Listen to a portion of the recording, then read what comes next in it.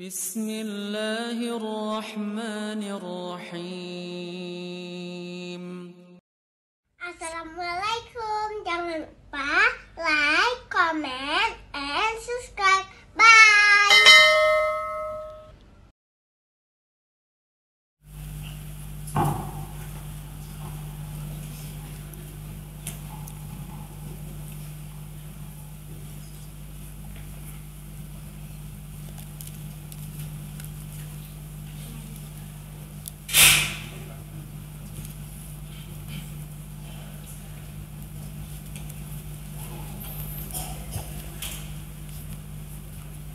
Bismillahirrahmanirrahim.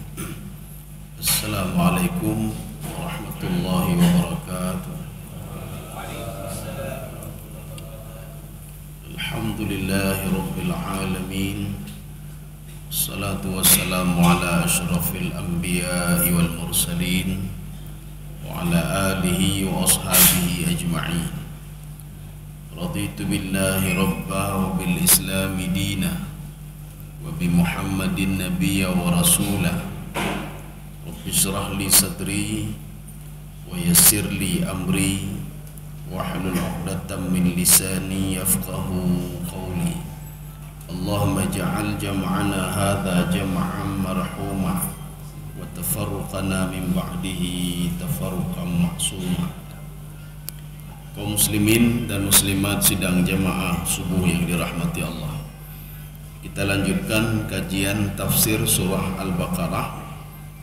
Sudah sampai ayat 90. Kita menggunakan tafsir Al-Baydawi yang dikarang oleh Imam Al-Baydawi. Ini ayat ini itu menceritakan masih tentang sejarahnya Bani Israel. Jadi bagaimana Bani Israel itu membangkang kepada Nabi Musa alaihissalam. Begitu juga mereka membangkang kepada Nabi Muhammad sallallahu alaihi wasallam. Tetapi kita jangan salah. Ya, jadi sebagian orang itu memahaminya ayat ini khusus untuk Bani Israel.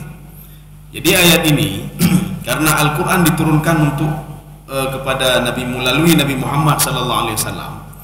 Berarti Al-Qur'an ini adalah pelajaran bagi umat Muhammad. Ya. Jadi bukan pelajaran bagi mereka, tidak. Bukan pelajaran bagi kaum Ad, tidak. Kaum Ad sudah tidak ada lagi. Bukan pelajaran bagi kaum Samud tidak ada lagi. Tetapi ini pelajaran bagi kita. Apa pelajarannya? Jangan jadi seperti Bani Israel, sebagaimana mereka membangkang Nabi Musa alaihissalam dan membangkang Nabi Muhammad sallallahu alaihi wasallam. Padahal mereka sudah diturunkan kitab Taurat kepada mereka. Ya. Sekarang kita lanjut ayat 90. Ini ayat ini lumayan panjang. Artinya nanti kita pilah-pilah supaya mudah kita pahami. A'udzu billahi minasyaitonir rajim. Bismillahirrahmanirrahim. Wa idza qila lahum aminu bima anzalallah. Ya, itu saja dulu. Ya, coba diterjemahkan. Sangatlah buruk dalam buruk perbuatan mereka. Bukan, di bawahnya 90. Ya. 91.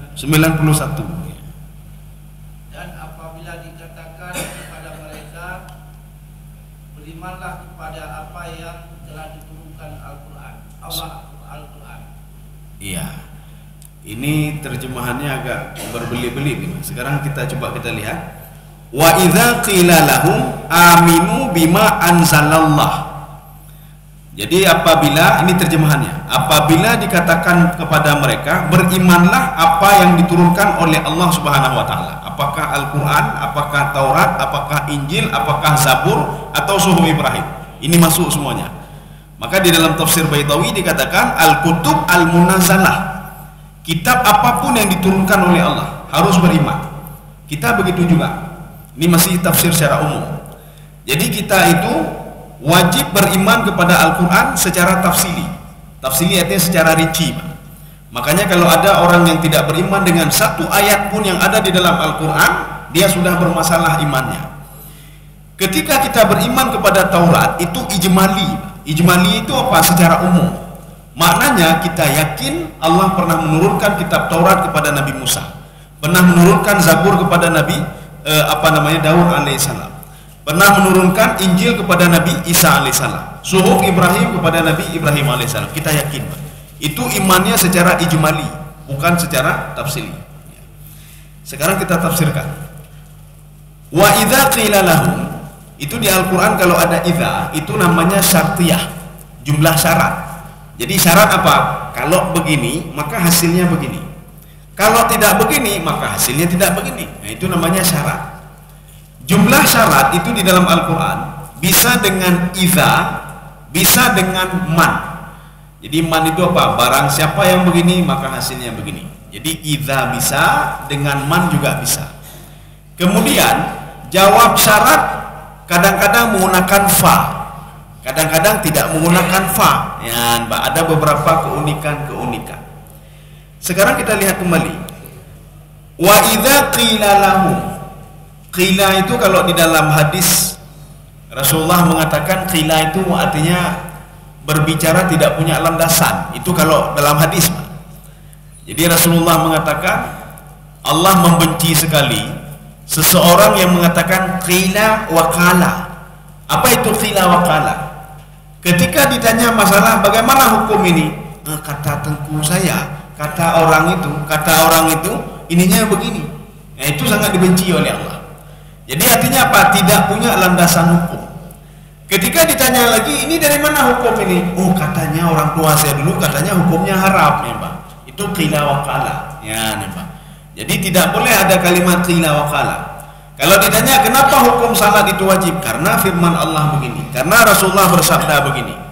Jadi tidak boleh qila wa qala itu kata orang hukumnya begini, kata orang hukumnya begini. Itu kalau di dalam hadis. Ketika kita membawanya ke dalam Al-Qur'an, wa idza qila, mana qila itu apa? Al-qaulu iddatu marrat. Apabila kita ngomong berapa kali kepada mereka, ya sudah lain lagi artinya. Jadi kalau di dalam hadis, dalam konteks hadis, makna qila itu apabila dia mengatakan katanya itu qila. Tetapi dalam ayat ini makna qila itu bukan katanya. Apabila kita mengatakan kepada Bani Israel, beberapa kali kita katakan kepada mereka, berulang kali kita katakan. Ya. Ini selaras dengan ayat sebelumnya. Wa idza qila lahum la tufsidu fil ardh. Ketika kita berulang kali kita ngomong jangan buat maksiat, jangan buat maksiat. Ya, tufsidu fil ardi itu. Jadi bukan membuat kerusakan. Makanya penafsir itu menafsirkan makna tufsidu wala ta'man ma'asi. Jangan buat maksiat. Berapa kali seorang diingatkan, baik pegang maksiat, baik baju haram, baik pegang, tetap dia lakukan. Ya. Berarti kalau tetap dia lakukan, tidak jauh berbeda dengan Bani Israel. Bani Israel berapa kali diulang-ulang, tapi tetap juga dia lakukan. Ya, ini makna qila di sini. Jadi intinya apa? Ketika kita ngomong berulang kali kepada mereka, aminu, ini kata kerja. Kata kerja menunjukkan kepada jamak, di mana kita tahu ada waw di situ. Aminu artinya apa? Wahai Bani Israel, berimanlah kamu, yakinlah kamu. Mana iman di sini? Itu ada 3 komponen. Yakinlah kamu secara hatimu, yakinlah secara lidahmu, yakinlah dengan perbuatanmu. Maknanya jangan pernah kamu menolak dakwahnya Muhammad sallallahu alaihi wasallam, dan jangan pernah menolak dakwahnya Nabi Musa alaihissalam. Kenapa? Karena kamu yakin kepada Taurat, kamu yakin kepada Al-Quran. Kenapa? Al-Quran membenarkan isi Taurat. Jadi tidak ada alasan untuk menolak Taurat, tidak ada alasan untuk menolak Injil, dan tidak ada alasan untuk menolak Al-Quranul Karim. Jadi semua satu ini, Pak. Jadi dari Suhuf Ibrahim, Taurat, Zabur, Injil, Al-Quran, itu tujuannya semua satu. Untuk apa? Untuk mengesahkan Allah Subhanahu wa Ta'ala. Ya, tetapi sudah diselewengkan, dan mereka tidak yakin kepada itu. Bagaimana mau yakin kepada Al-Quran kalau kepada Taurat saja mereka tidak yakin? Aminu bima anzalallah, itu ilsak namanya. Beriman kepada Taurat tidak hanya percaya saja, lo yakin ke Taurat tapi tidak menjalankan isi Taurat, itu tidak dikatakan beriman. Kenapa? Itu ilsak di situ. Ketika seorang mengatakan saya yakin kepada Al-Quran, tidak hanya yakin saja, kita harus melakukan apa yang disuruh oleh Al-Quranul Karim. Makanya nanti ada batasan-batasan. Bertakwalah kamu kepada Allah, fattaqullaha mastata'tum. Bertakwalah kepada Allah sejauh kemampuan. Saya mampu begini ya Allah, lakukan seperti itu. Saya tidak mampu, jangan lakukan. Ya nama. Pergi haji, saya nggak mampu ya Allah. Nggak duit, nggak ada apa-apa. Jangan pergi haji ya Pak, nggak ada wajib.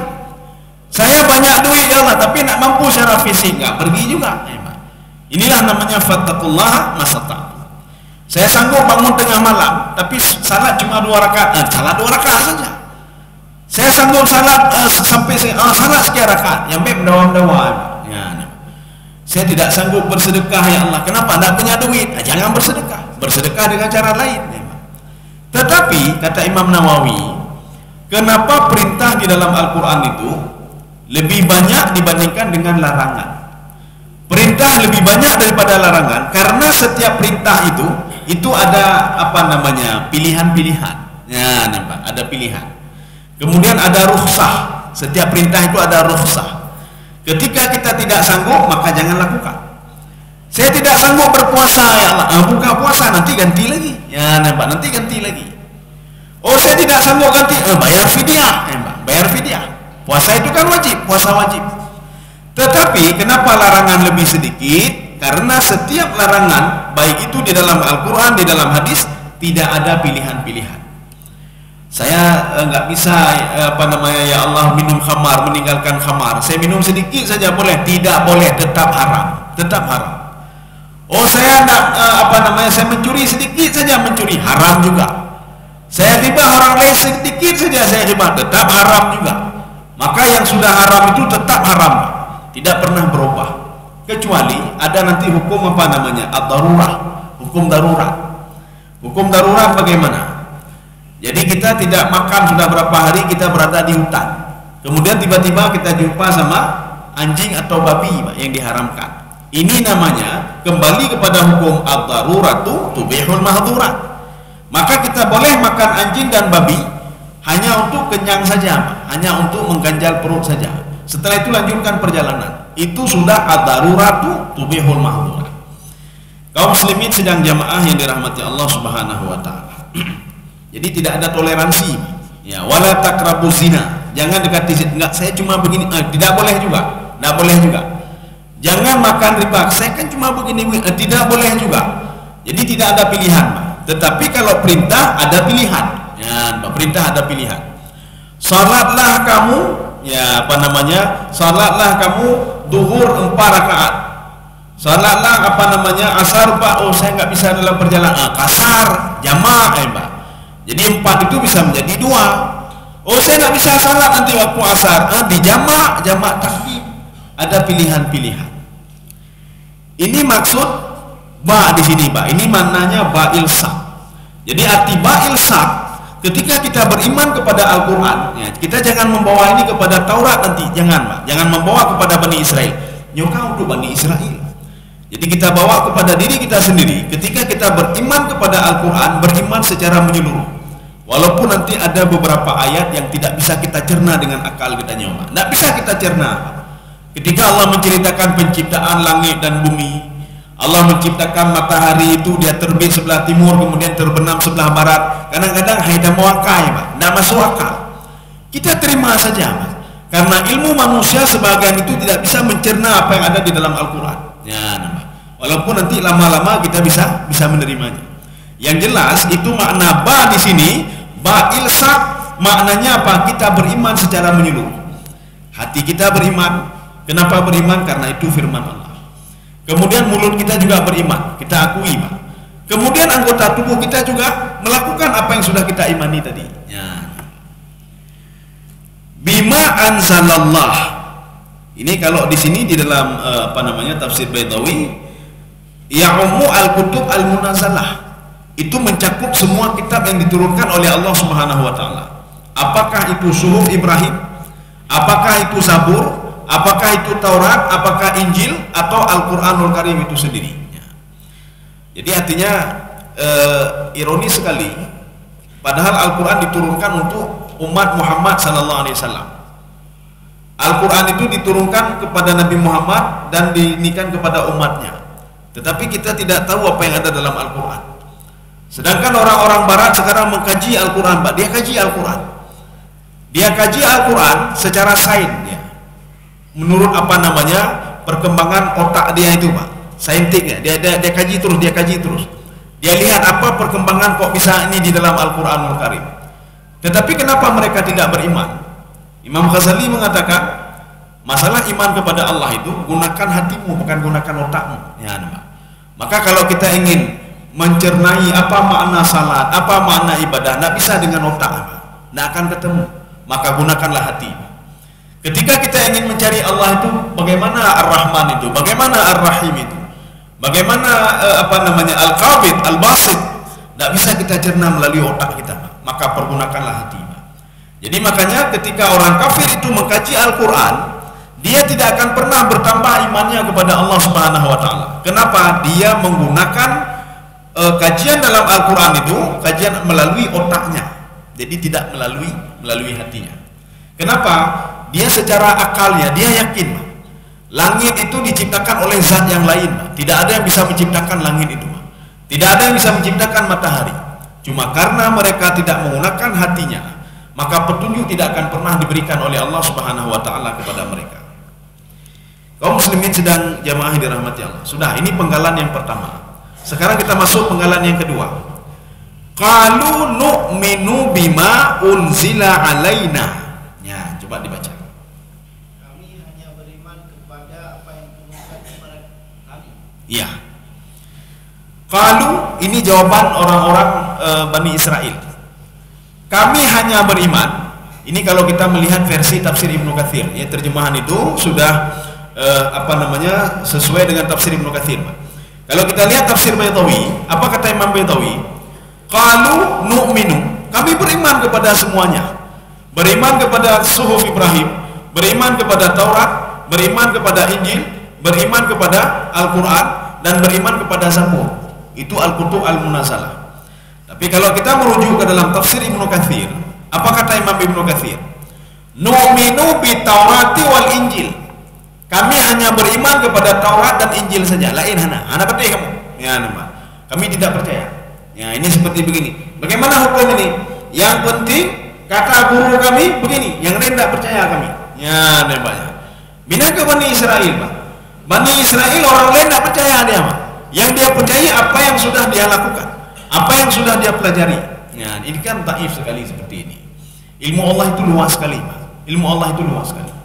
Maka Bani Israel itu memang dari dulu sudah keras kepala. Artinya Allah memberitahukan Nabi Muhammad, ya Muhammad, baik terkejut dengan Bani Israelnya, baik terkejut dengan Yahudi dan Nasrani, baik terkejut. Nabi Musa saja berani dia lawan, ya, Nabi Musa berani dia lawan. Nabi Yahya saja dibunuh oleh mereka itu. Siapa itu Nabi Yahya? Bani Israel, Nabi Yahya. Siapa itu Nabi Zakaria? Bani Israel, Nabi Zakaria. Anaknya kan Nabi Yahya. Dua-dua dibunuh oleh Bani Israel. Yang bunuhnya itu adalah Yahudi. Yahudi itu keturunan Bani Israel. Maka Yahudi dan Nasrani itu adalah sebuah nama negatif. Jadi nama negatif Yahudi. Arti Yahudi itu apa? Yahudi itu maknanya dalam bahasa Ibrani itu maknanya taubat. Ya, seperti dalam Al-Quran, Inna hudna ilaik.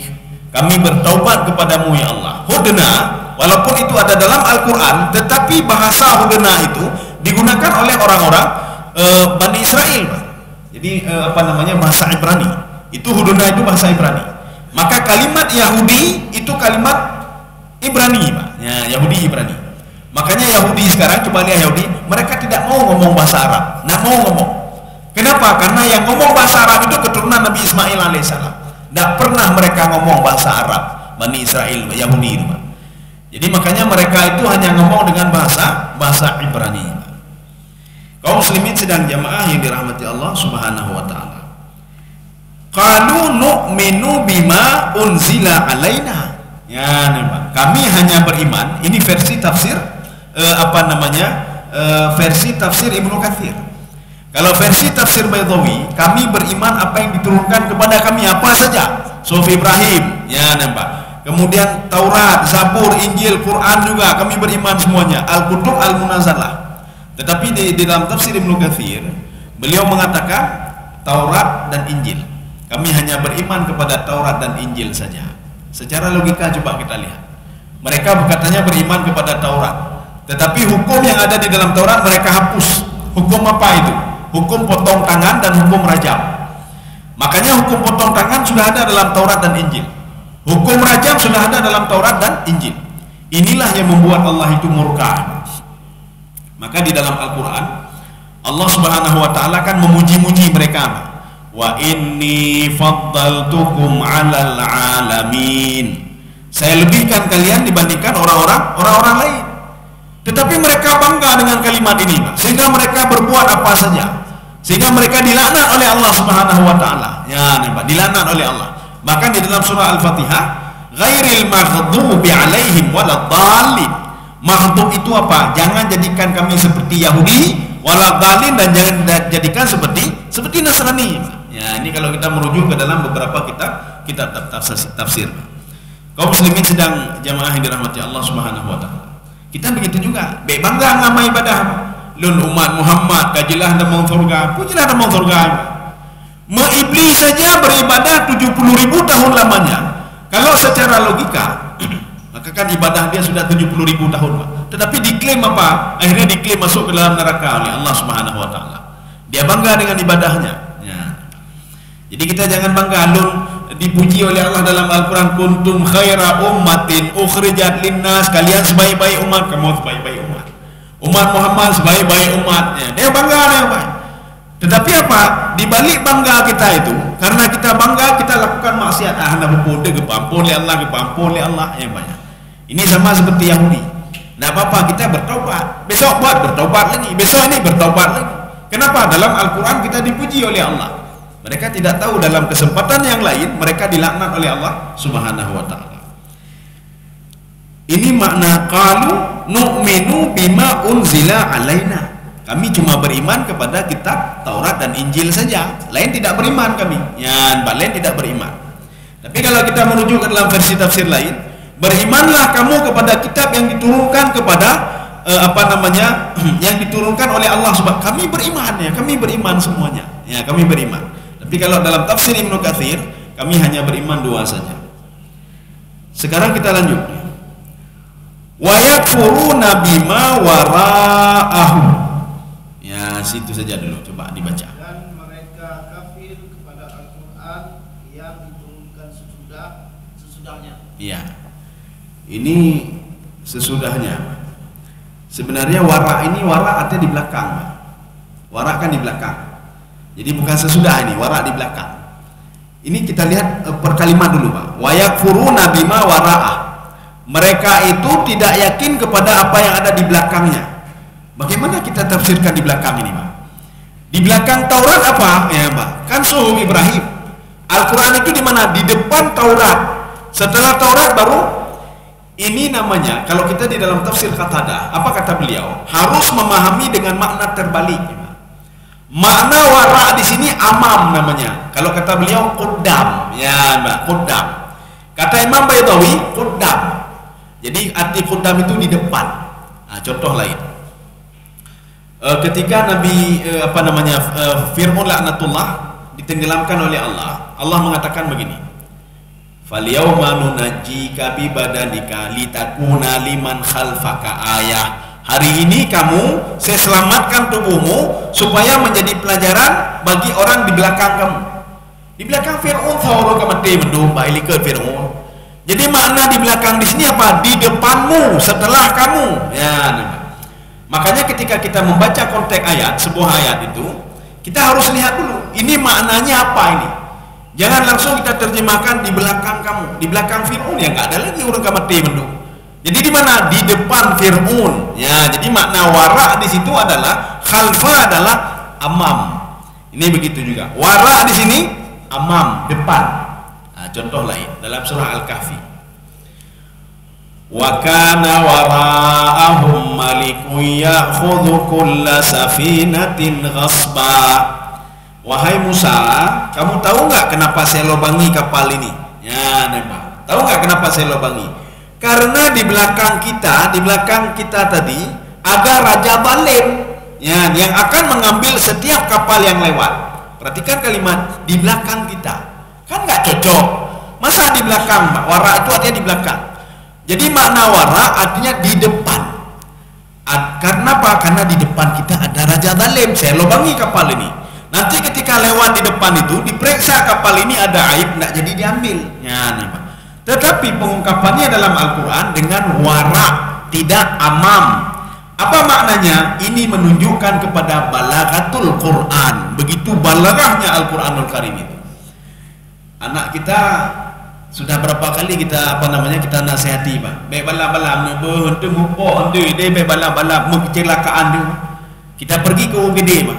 Balap-balap belum gede. Ya, Pak. Maknanya apa? Pemahaman terbalik, jangan balap-balap lagi. Ya, Pak.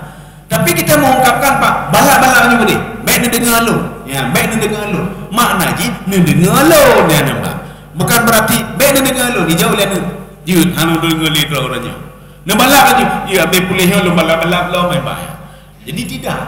Maknanya apa? Makna terbaliknya, nih Pak. Makna terbalik. Okanya. Ini makna bima wara'ahu. Jadi makna wara ini maknanya amam.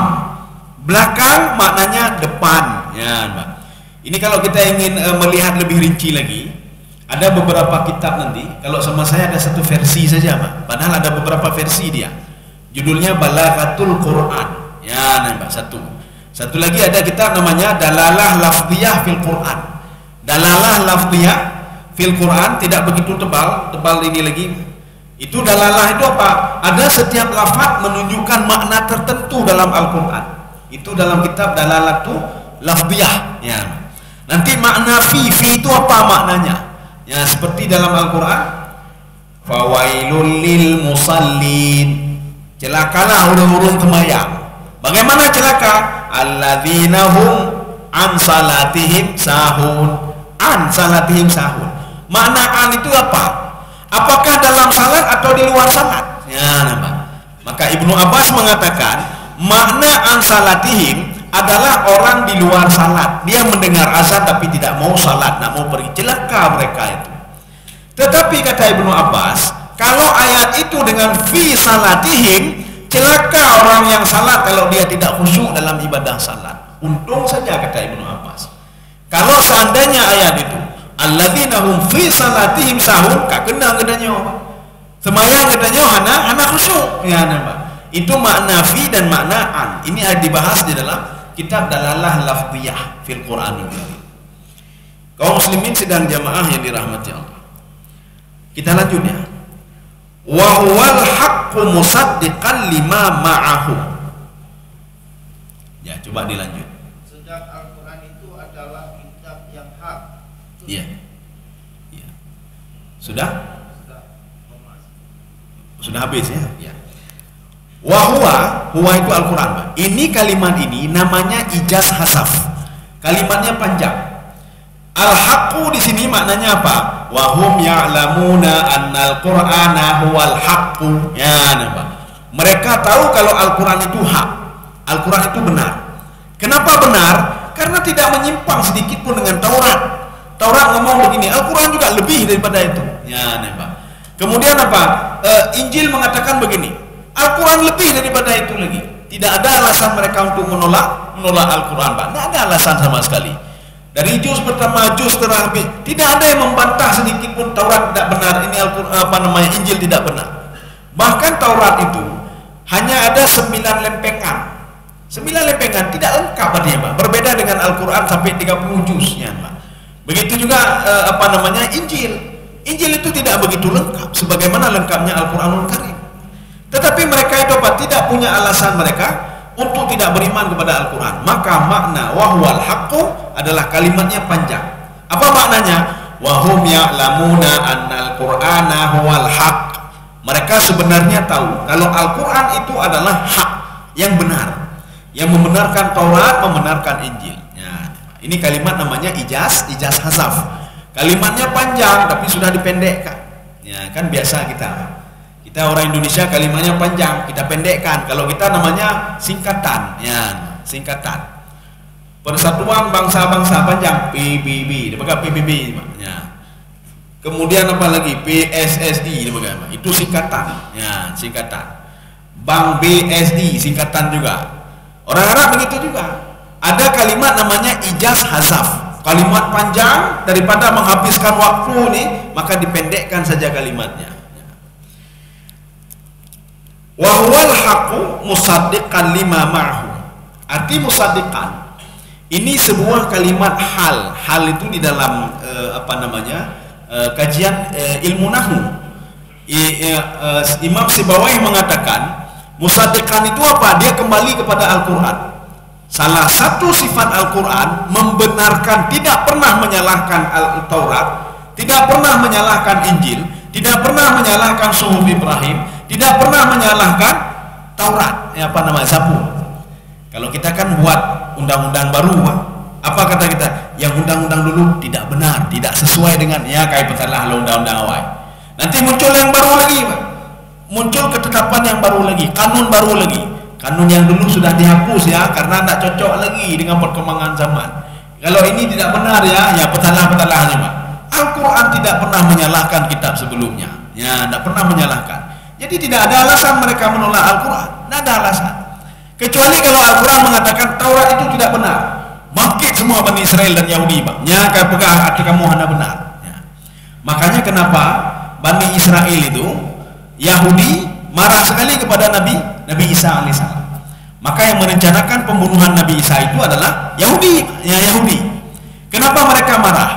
Yang pertama, Nabi Isa mengatakan wa rasulan ila bani Israel. Saya ini rasul untuk Bani Israel, bukan untuk Yahudi. Yahudi itu sebuah konotasi negatif. Adalah satu kaum keturunan Bani Israel setelah Nabi Musa alaihissalam, yang mereka berbuat dosa bertaubat, berbuat dosa taubat lagi, berbuat dosa taubat lagi. Maka mereka itu konotasi negatif dari kalimat Yahudi. Maka Nabi Isa mengatakan, ketika itu apa? Mereka merencanakan pembunuhan. Akhirnya Nabi Isa mengatakan, man ansari ilallah. Siapa mau berjihad denganku? Siapa mau berjihad? Siapa yang mau membantu agama Allah ini? Akhirnya tunjuk tanganlah 12 orang, Pak.